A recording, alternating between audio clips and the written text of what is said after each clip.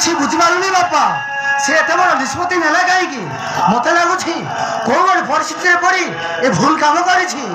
ଲୋକରାଜ ଭୟରେ ସିନା ଆମେ ତାକୁ ଘରୁ ତଡ଼େଇ ଦେଲୁ, କିନ୍ତୁ ସେ ଗଲା ପରଠୁ ମୋ ଛାତି ଫାଟି ଯାଉଛି ରେ, ମୋ ଛାତି ଫାଟି ଯାଉଛି।